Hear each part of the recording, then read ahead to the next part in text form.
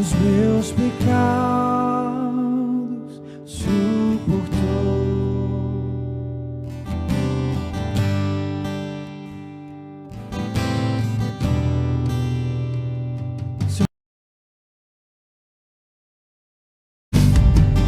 Bendito é o Rei que vem em nome do Senhor. Toda a terra cantar ao Messias. A morte não pôde deter, o sangue derramado foi. Ao terceiro dia ressuscitou.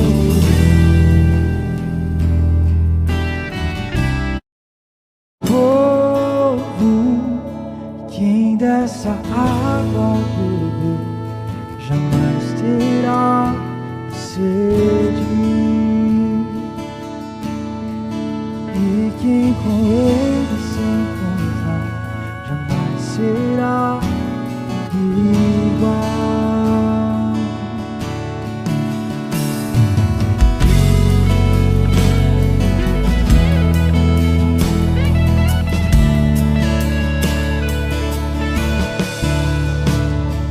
O Rei dos Reis, vestido em glória, homem se fez por nós.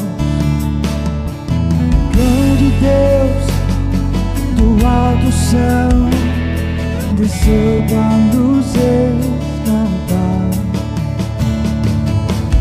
Encarnação do próprio Deus, Cristo Jesus veio.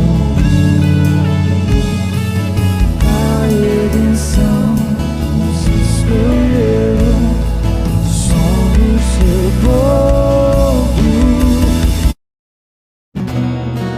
Por onde passou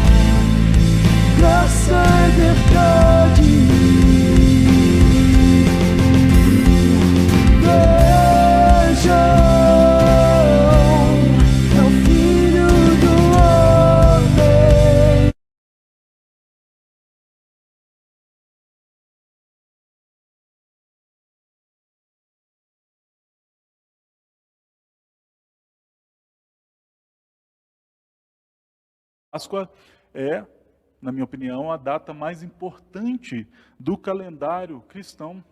Digo isso porque da Páscoa dependem todas as outras celebridades que a gente comemora em nosso calendário.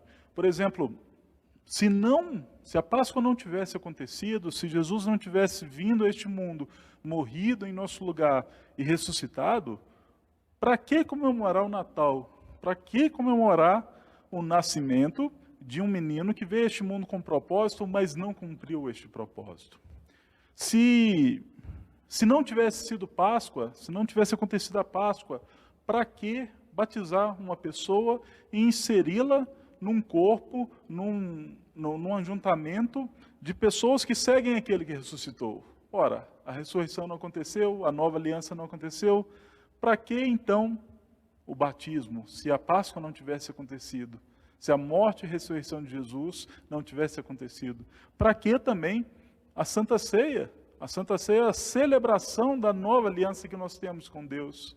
Se a nova aliança ela só foi pavimentada, só foi estruturada através do sacrifício de Cristo naquela cruz e também sua ressurreição.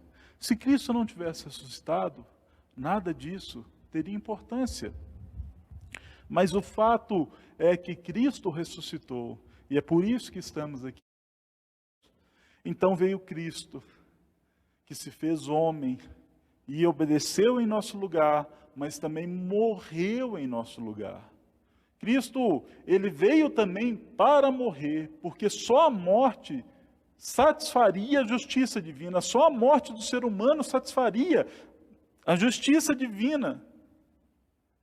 Mas como Jesus obedeceu perfeitamente toda a lei, a morte dele mais do que satisfez a justiça divina. E é por causa dos méritos de Cristo que hoje nós podemos nos achegar a Deus. Cristo ainda precisava ser homem para ser a primícia dos que dormem. 1 Coríntios 15, 20 nos diz isso. Mas o que é ser as primícias do que dorme, ou a primícia dos que dormem? Significa que Cristo ressuscitou e desde então vive eternamente. Eu gostaria de, neste momento, meditar com você. Será que você tem achado que a sua salvação depende dos méritos seus? Será que você tem achado que basta você ser uma pessoa boa neste mundo para ser salvo? Será que você tem achado que outra pessoa que não o Senhor Jesus Cristo é o mediador entre Deus e os homens? Será que você tem colocado outras pessoas para acessar a Deus que não o próprio Jesus? Se você respondeu sim a uma dessas perguntas, eu convido você a refletir sobre a sua vida. E eu convido a você que faça uma oração ao Senhor Jesus, ao Senhor Deus, suplicando para que o Espírito Santo ilumine o seu coração, para que ele possa tocar e convencer você das verdades bíblicas. E assim você ter uma certeza da salvação. Eu não sei qual é a sua situação agora, mas se você pedir para que o Espírito Santo ilumine a sua vida, Deus te dará a redenção. E Páscoa, mais do que tudo, significa redenção. Redenção dos nossos pecados. Esse Jesus, esse homem Deus, esse Deus homem, esse que habitou entre nós, esse que obedeceu perfeitamente em nosso lugar, esse que morreu em nosso lugar e pagou a nossa dívida caríssima, esse é aquele que ressuscitou e é a esperança e a razão da nossa fé.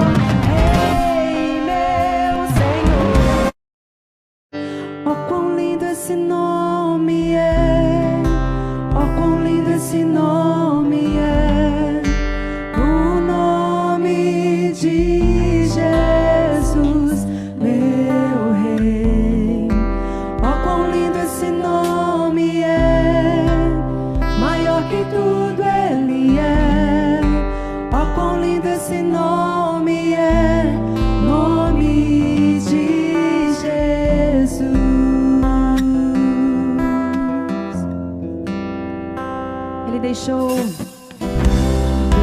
o céu para buscar-nos, veio pra nos resgatar. Amor maior que o meu pecado. Nada vai nos separar. Ó, quão maravilhoso é, ó, quão maravilhoso é o nome de Jesus, meu Rei. Ó, quão maravilhoso é, maior que tudo Ele é. Ó, quão maravilhoso é o nome de Jesus. Ó, quão maravilhoso é. Vocês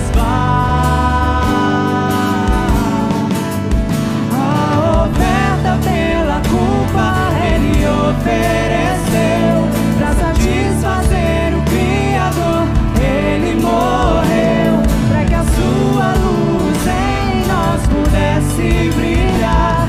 O Filho do amor se entregou em nosso lugar. És o Cordeiro que pelos nossos pecados foi esmagado, sem dizer uma só palavra. Se entregou aos cravos, derramou sua vida até a morte, provando a ira amarga pra nos dar sua doce graça e nos fazer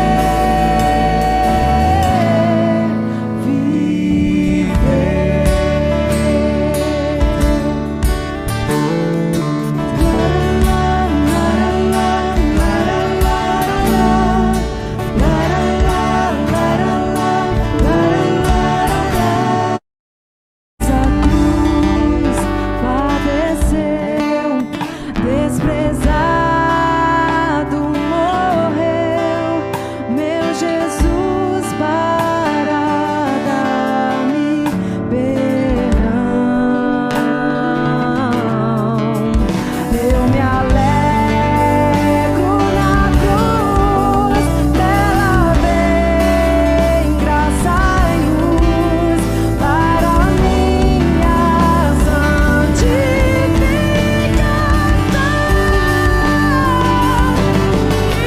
Sim, eu amo a mensagem da cruz,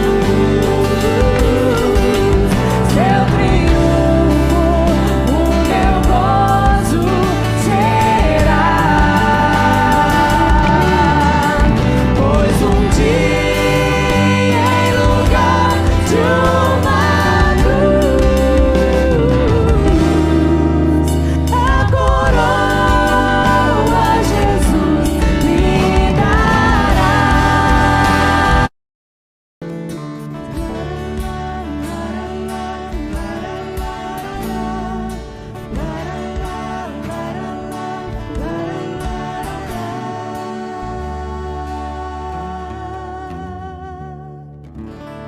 Aleluia, Senhor. A nossa intenção nessa noite é darmos continuidade àquilo que iniciamos ontem, falando a respeito do sacrifício de Jesus. Nesse fim de semana, nós relembramos a obra do Redentor.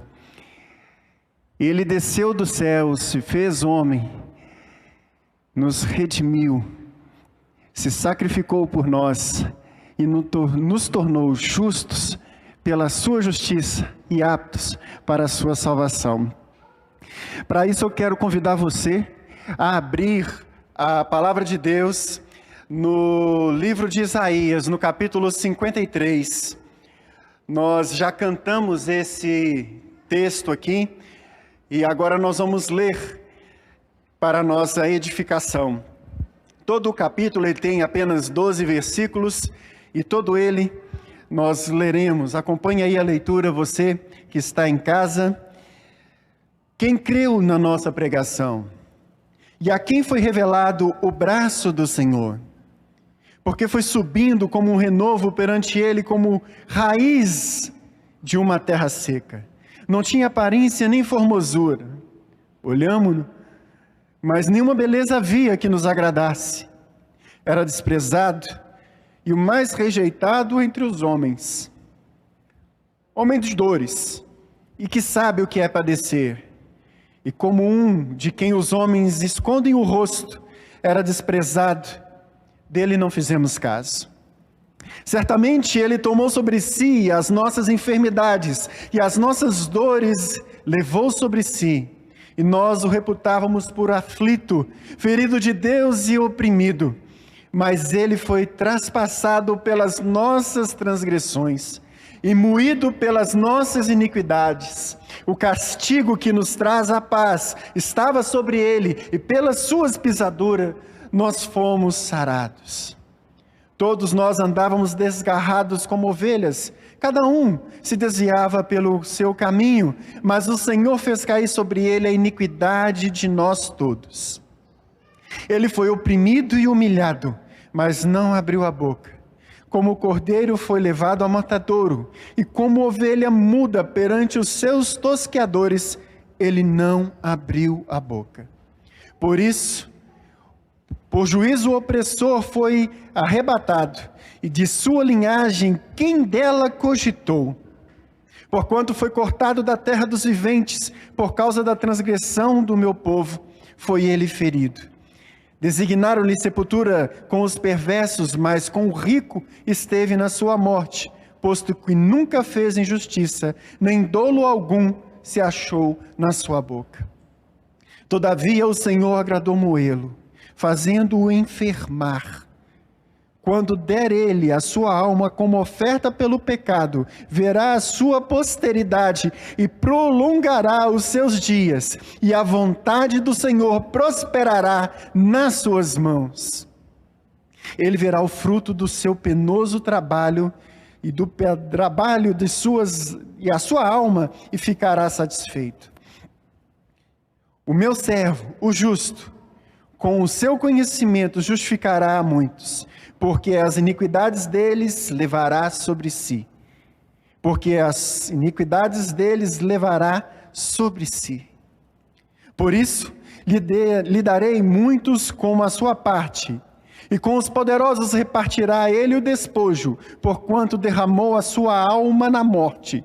Foi contado com os transgressores, contudo, levou sobre si o pecado de muitos, e pelos transgressores intercedeu. Oremos. O tempo de Páscoa nos remete a algo que aconteceu há muito tempo atrás. A Páscoa ela é instituída no Egito,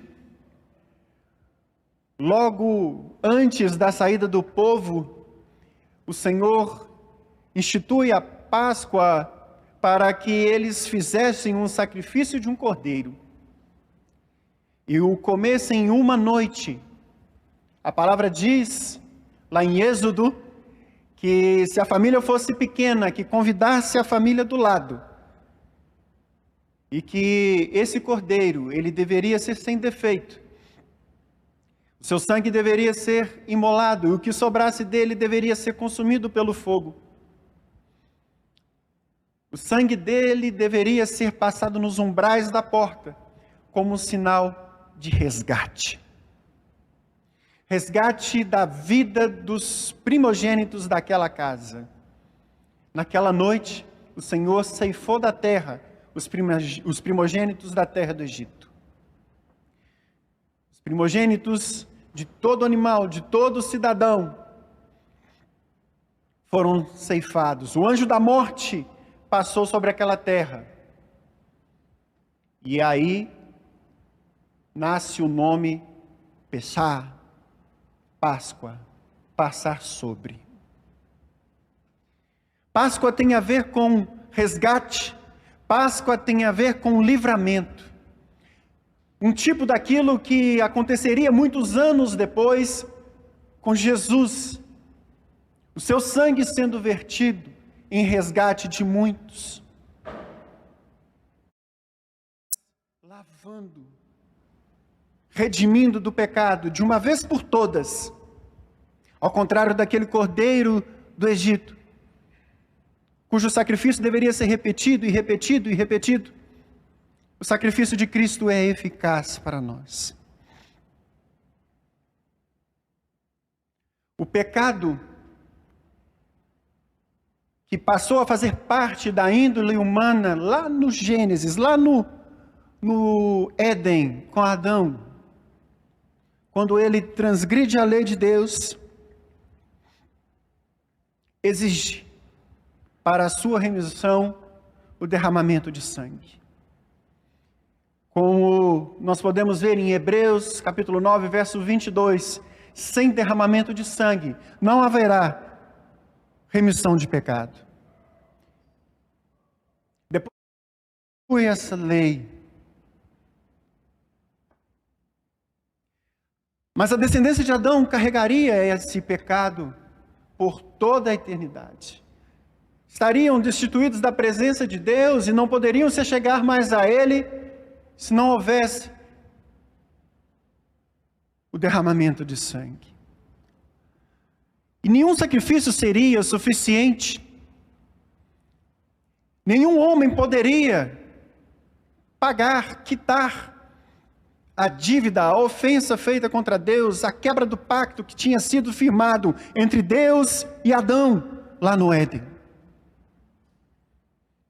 Como a palavra nos ensina em Salmo 53, verso 3, não há um homem justo, não há um sequer.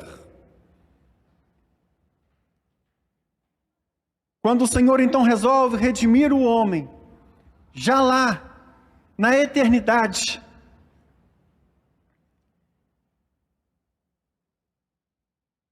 sabendo que nenhum homem seria capaz de cumprir a sua lei, e com sua própria justiça redimir, nem mesmo a ele, nem mesmo a humanidade, Jesus, num pacto intratrinitariano, como nós dizemos, num pacto entre a Trindade, o Pai faz um pacto com o Filho, e o Filho vem ao mundo. O Verbo, como nós vemos em João, no Evangelho de João, no capítulo 1, no primeiro verso, ele era com Deus, estava com Deus, e aí ele se faz carne e habita entre nós. E assim satisfaz a justiça de Deus. Porque assim aprove ao Senhor aperfeiçoá-lo como autor da salvação. É o que nos diz o escritor aos Hebreus, no capítulo 2, no verso 10. O sacrifício de Jesus, ele é eficaz. O seu trabalho, ele executa de maneira cabal e leva sobre si os nossos pecados, as nossas dores e culpa, nossa humilhação, nossas enfermidades, nossas dores.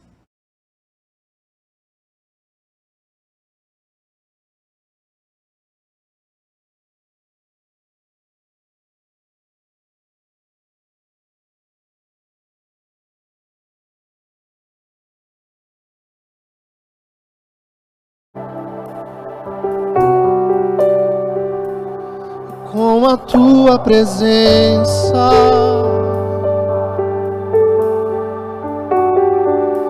é a tua presença,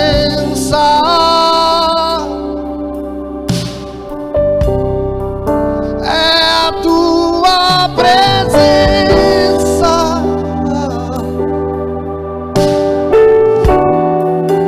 que me faz descansar, faz esperar.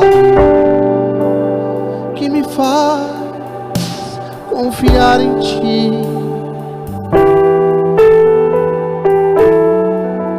É a Tua presença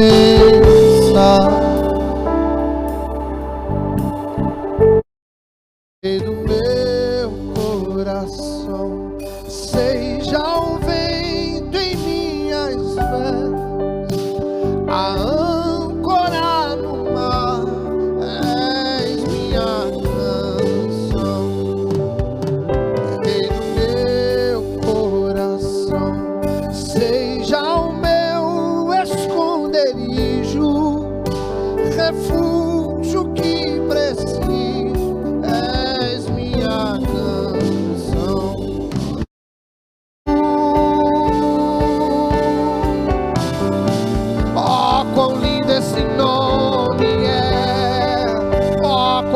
Esse nome é o nome de Jesus, meu Rei. Oh, quão lindo esse nome é, maior que tudo Ele é. Oh, quão lindo esse nome é, o nome de Jesus, Jesus, Jesus. Há poder no nome de Jesus, há poder no nome de Jesus, pra cadeias quebrar, cadeias quebrar, cadeias quebrar, pra cadeias quebrar, cadeias quebrar, cadeias quebrar. Ouço cadeias quebrando, pela fé eu ouço cadeias quebrando.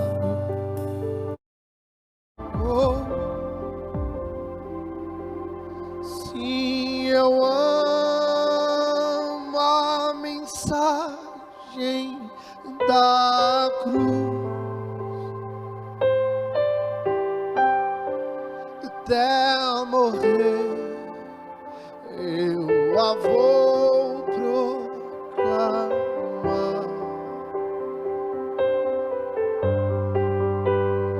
Levarei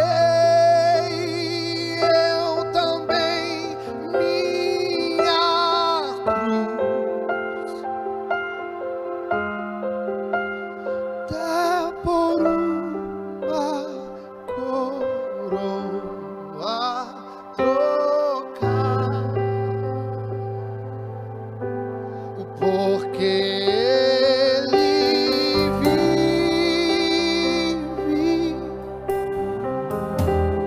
Posso crer no amanhã, porque Ele vive. Temor não há, mas eu bem sei, eu sei que a minha vida está nas mãos do meu Jesus, que vive está.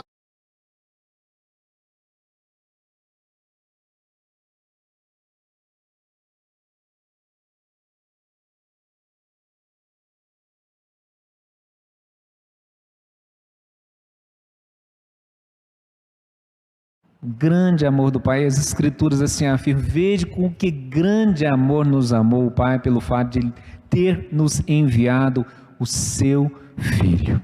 Que amor, que amor. Não é uma mera paixão, qualquer paixão, ou mesmo a maior de todas as paixões, é o maior de todos os amores. É o grande amor de Deus para com os seus escolhidos, os seus eleitos. E a palavra de Deus nos informa, lá em 1 aos Coríntios, no capítulo 15, aquilo que é o tema, ou a base do tema daquilo que falamos nessa noite. Em 1 Coríntios capítulo 15, no verso 14, o apóstolo Paulo assim escreve: e se Cristo não ressuscitou, é vã a nossa pregação e vã a vossa fé. Que Deus nos abençoe tremendamente. Acabamos de cantar um cântico, porque Ele vive. Posso crer no amanhã. Esse é um dos temas que foi escolhido para a gente poder compartilhar nesse final de semana. Já trabalhamos algumas coisas. Está escrito exatamente assim, mostrando a realidade de que Ele haveria de padecer e, naturalmente, ressurgir. Porque assim está escrito. Mateus 20, 18 e 19. Eis que subimos para Jerusalém. O Filho do Homem será entregue aos principais sacerdotes e aos escribas. Eles o condenarão à morte e o entregarão aos gentios para ser escarnecido, açoitado e crucificado, mas ao terceiro dia ressurgirá. Ao terceiro dia ressurgirá. Mateus 28, bem como Lucas 24, o final dos evangelhos, todos narram a sua ressurreição. Eu particularmente gosto muito de ver esse momento e como os evangelistas foram intercalando essas narrativas. A gente percebe alguns detalhes em João, em Marcos, mas o que ocorreu foi isso. Mateus 28 começa assim: ao findar do sábado, ao entrar o primeiro dia da semana, um domingo, Maria Madalena e a outra Maria foram ver o sepulcro. E eis que houve um grande terremoto, porque o anjo do Senhor desceu do céu, chegou-se, removeu a pedra e assentou-se sobre ela. Seu aspecto era como um relâmpago, e a sua veste alva como a neve, e os guardas espavoridos ficaram como se estivessem mortos. Mas o anjo, dirigindo-se às mulheres, disse: não temais, porque sei que buscais a Jesus, que foi crucificado. Ele não está aqui. Vou repetir, olha só. Ele não está aqui. É impressionante ver isso, porque as mulheres ficaram meio que: mas como? E a ordem que elas fossem dizer aos discípulos que ele havia ressuscitado, como havia dito, como estava previsto nas Escrituras.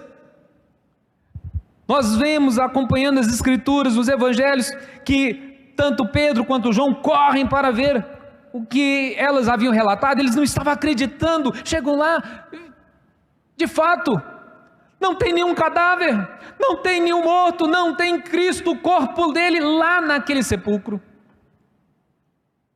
Ele não está aqui. Jesus vive, por isso eu posso crer. E não é crer simplesmente no futuro, é crer agora.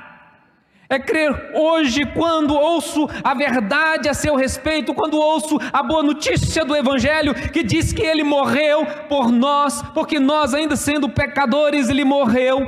Ele pagou o preço, Ele quebrou o escrito de dívida, conforme está escrito nas Escrituras. Cancelou o escrito de dívida que pesava sobre nós. E assim Ele justificou a muitos, todos os que creem. Porque Ele vive, eu posso crer. Eu posso crer quando Ele traz a sua graça, Ele traz a sua palavra, ela nos renova, ela nos transforma, ela abre os nossos olhos, os nossos ouvidos. Ele não está aqui. Porque Ele vive, eu posso crer, hoje e agora, Posso crer quando Ele traz o conhecimento de sua graça, a voz do Senhor vem ao nosso encontro. Ele pode estar nesta hora falando aos seus ouvidos, ao seu coração, abrindo os seus olhos. Você ouve a voz dEle, porque Ele vive. Se Cristo estivesse morto, sua voz não ecoaria no seu coração. Se Cristo estivesse morto, sua voz não ecoaria em nossas vidas, porque o morto não pode falar. O morto não pode fazer nada, mas o nosso Jesus ressuscitou. E nós cremos, porque Ele vive, porque Ele nos concedeu a sua graça, esta fé nele. Pela fé nele nós temos esta bênção, a vida eterna. Ele venceu, irmãos, Cristo. É em Cristo. Este inimigo, morte, foi vencido e agora a nova vida é possível. Porque Ele vive, nós podemos viver. Porque Ele pagou o preço dos nossos pecados.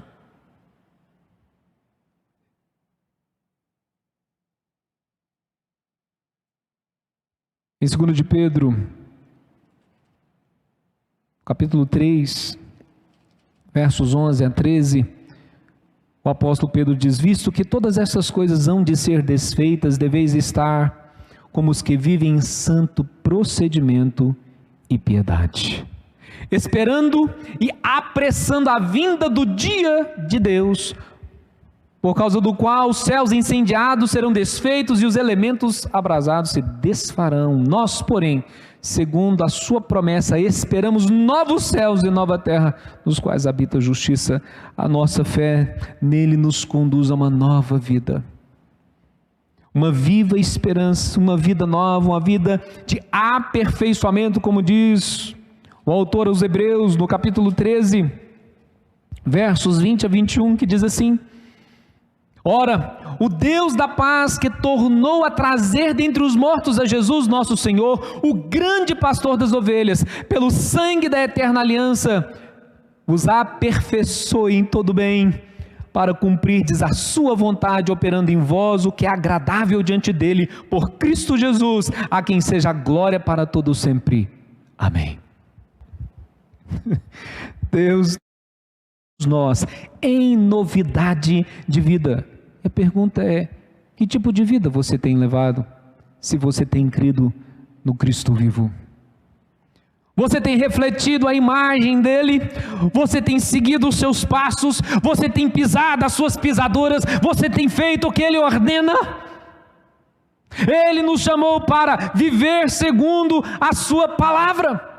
Ele nos deu o evangelho de sua graça, nos deu a sua palavra para poder não apenas conhecer, mas praticar. E assim diz Tiago, que assim é bem-aventurado aquele que ouve e pratica a palavra de Deus.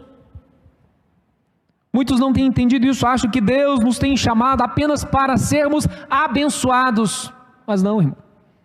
A verdade é que Deus nos chamou, nos remiu da morte, do pecado, para que nós fôssemos não só abençoados, mas também abençoadores. E a melhor maneira de abençoar a vida de alguém é viver uma vida digna de Cristo, imitando os seus passos, imitando as suas palavras, seu modo de pensar, de agir, de viver, de obedecer.